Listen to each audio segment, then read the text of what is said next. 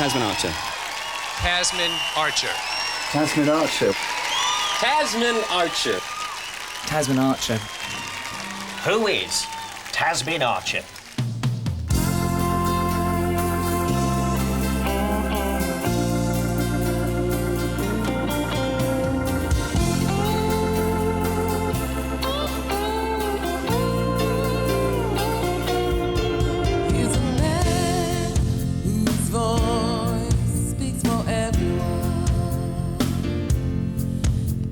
Actions touch the lives of us all.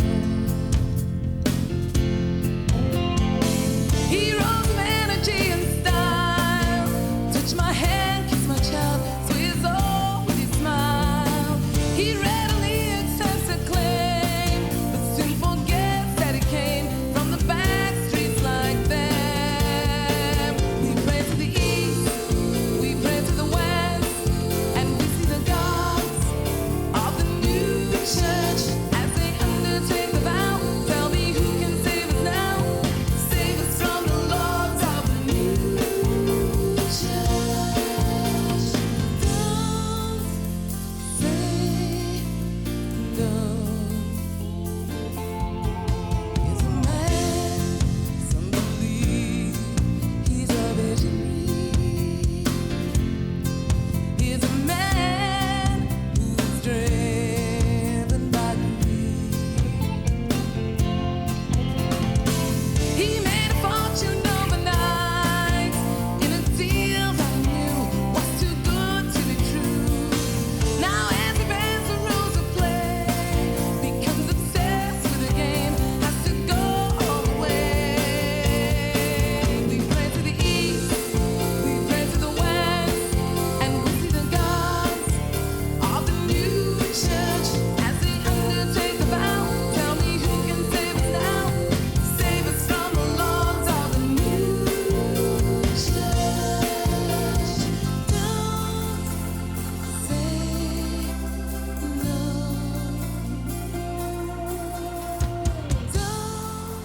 no. I went to school in Bradford. I was brought up in Bradford. Everything I knew really was in Bradford. My parents are from Jamaica, in the West Indies, and they came over here looking for jobs, really. It was very multicultural where I was brought up. It was like, Chinese, black people, Asian people, white people, Irish people, you name it, they were there. And I went to a Catholic school, and it was very heavily populated with white people, and there was about a handful of black people. And it was all uniform and very military, and sort of, the nuns and the priests and things like that. The only problem I had at school was really, I felt that the teachers were a little bit sort of more concerned with it was more of a class status thing rather than a colour thing. The prejudice or the racist side didn't really sort of bother me too much because I was too concerned in what I wanted to do, and I was trying to figure out really what I wanted to do. I just had this dream of wanting to be a singer, so I didn't really concern myself with how people felt about my colour, although it did affect me. I'd like to dedicate this song to my mum. This is called When It Comes Down to It.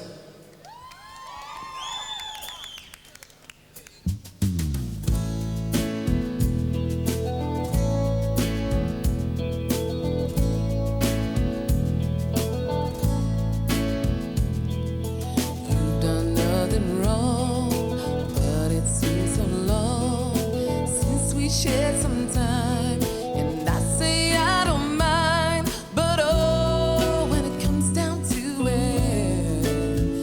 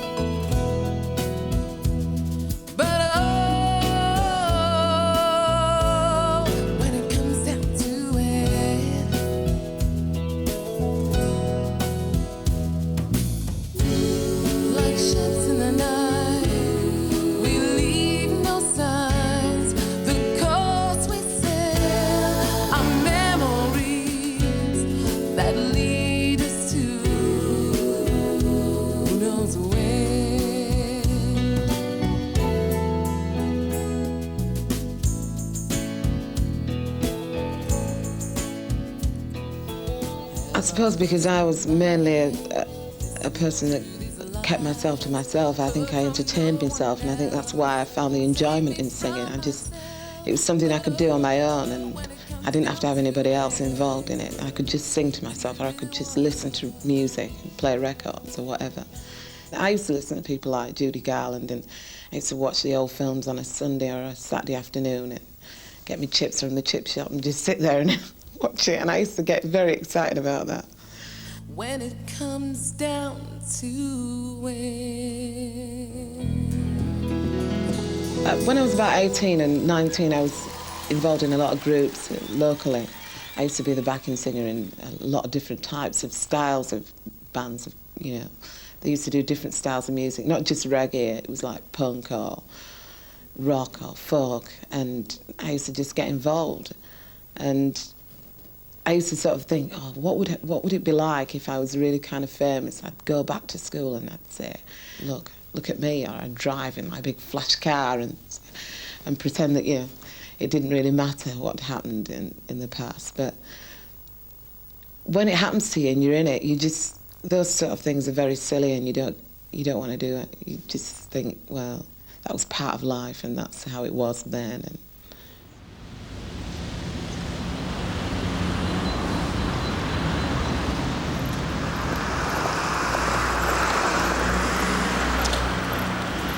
Nice to meet you. How are you? Tasmin. Hi, nice to meet you. Have a seat. Make yourself at home. Listen, welcome to the show. Nice to have you here today. Listen, you're doing a lot of travelling, promoting yourself at the moment. Where do you come from? I mean, everybody says, who is Tasmin Archer? They're going to be knocking on doors asking all about you. Where do you come from? And why have you suddenly jumped into the limelight? This is the question. #1 with the Magnificent Seven, the most requested record at the moment on the Far Coast. That must be a good feeling. yeah, very flattering. Can you define or categorise your music in any way? Tasmin, tell me all about yourself, your life. I was used to not getting that much attention in my private life or in the life that I had before it was a success, or before I was involved professionally in music. And so you've got to contend with that. You've got to kind of cope with people wanting to talk to you, people wanting to know you, people admiring what you do, which is, you know, it's different playing a tape to your friends and them going, yeah, I like that, it's really nice. It's a different recognition when you know, maybe half the world has heard what you do, and also they want to hear your opinions and what you feel about things, not just music, and how you feel about yourself. And so that was very difficult for me to handle, because I'd never been asked questions about myself before in the past.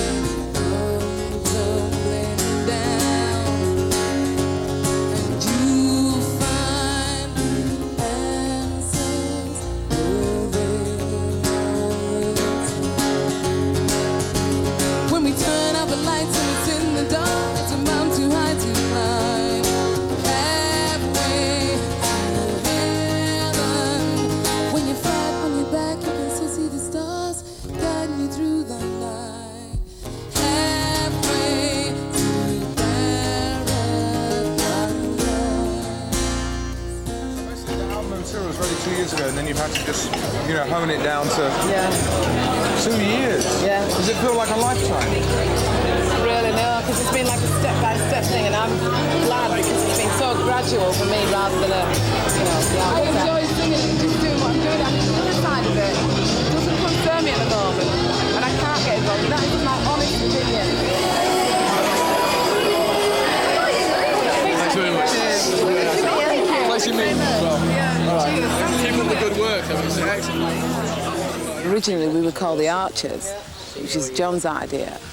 It was my surname, of course, and we were going to go on stage and play the Archers tune and then start the show, you know. We planned all this out, and we thought, oh, yeah, that'd be great. But John and John just sort of like, I don't know if they plotted. I don't know if it's putting it as malicious as that, but I think that they knew that they wanted it called Tasmin Archer, and that they wanted me to be the face behind the Archers, if you like. And for a long time, I felt if it was called a band name, then at least I'd get a little bit less pressure put on me, and I could hide behind them if I didn't feel like doing an interview some days. So what about success then? How do you view it? Is it something that you really want immediately, or do you want to, as you say, gradually... I want it gradually. I don't want success overnight. I don't think what about the new single then, Sleeping Satellite? Do you hope that that's going to do it just as... Well, do fairly well, establish you? Or? I've not got high hopes of it being the number one. It'd be nice, it'd be a thrill if it was number one, you know. But, you know, as long as it does well, I'll be happy. But if it doesn't, then we'll try again. And